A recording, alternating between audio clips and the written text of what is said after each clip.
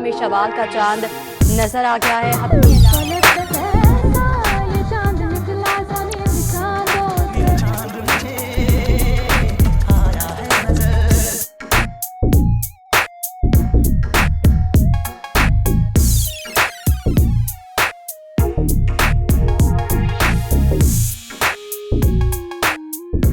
ایک زمانہ تھا جب عید کا تصور چند چیزوں کے بغیر ممکن نہیں تھا، مثلاً چوڑی، مہندی، سوئیاں اور عید۔ ایسی ہی ایک پیاری روایت عید کارڈز کی بھی تھی۔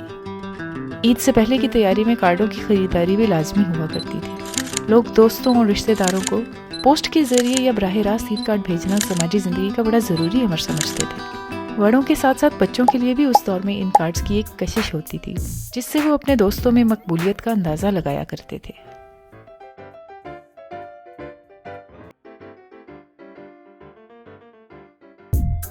اگرچہ وقت بدل گیا ہے اور اب عید کارڈز کی جگہ واٹس ایپ اور ٹیکسٹ میسیجز نے لے لی ہے، مگر روایتی عید کارڈوں کے ذریعے مبارکباد دینے کے کلچر کا ایک اپنا ہی مزہ تھا۔ مزے کی بات یہ ہے کہ اس روایت کو خوبصورت بنانے میں اردو شعر و ادب کا بہت اہم کردار رہا ہے۔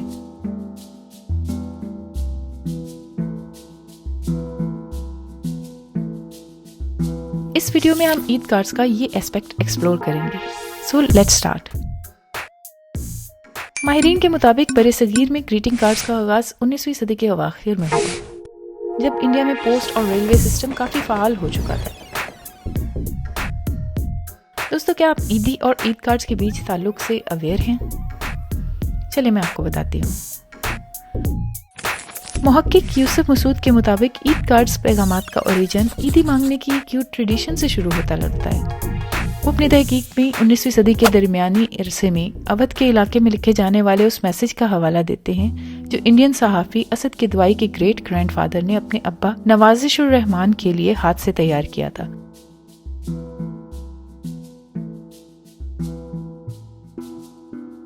اس امیج میں آپ دیکھ سکتے ہیں کہ رنگین پھول بوٹوں سے سجائے اس کاغذ پہ وہ فارسی میں اپنے ابا جان سے عیدی کی فرمائش کر رہے ہیں، اور وہ بھی کتنے شاعرانہ انداز میں۔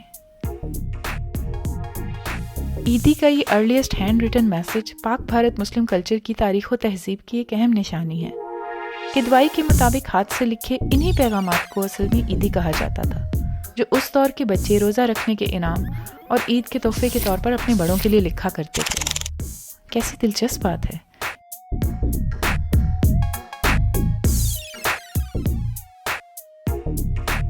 عیدی اور عید کارڈز کی اس ریلیشن کا تو مجھے پتہ ہی نہیں تھا۔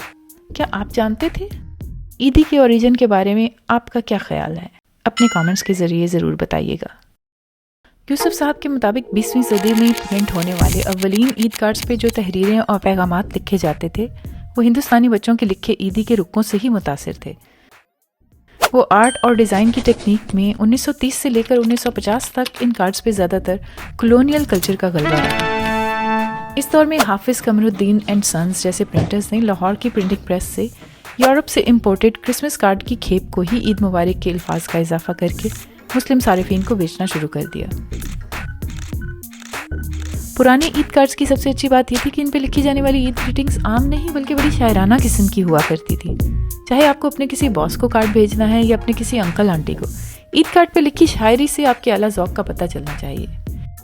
اسی طرح بچوں اور دوستوں کے درمیان دیے جانے والے ان کارڈز میں شعروں کا مزاحیہ ہونا بہت ضروری ہوتا تھا، جبکہ بڑے بزرگ کسی کلاسیکی شعر یا بااثر قول کو کوٹ کر کے اپنے ذوق سے متاثر کرنے کی کوشش کرتے تھے۔ کون ہے جس نے عید کارڈز پہ لکھے ہوئے یہ شعر نہ سنے ہوں؟ سوئیاں پکی تھوڑی سی، سب نے چکھی تھوڑی سی، سہیلی ناراض نہ ہونا، تمہارے لیے بھی رکھی تھوڑی سی۔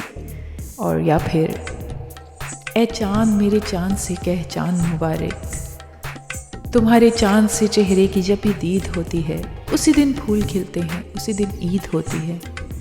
عید کا دن ہے گلے مل لے ظالم، موقع بھی ہے دستور بھی، عید آئی خوشیاں لائی، سوئیاں پکاتے پکاتے نیند آ گئی، آنکھ کھولی تو عید آ گئی۔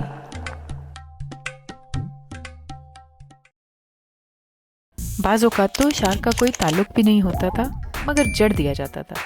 ڈبے میں ڈبہ، ڈبے میں کیک، میرا دوست لاکھوں میں عید۔ بعض لوگ تو اس موقع پر بھی اقبال کا ہی کوئی شعر داغ دیا کرتے تھے۔ یہ ایک انٹرسٹنگ فیکٹ ہے کہ عید کارڈز کی سلیکشن اور تیاری میں سٹیٹس اور مذہبی اور سماجی میلانات ہمیشہ اثر انداز ہوئے ہیں۔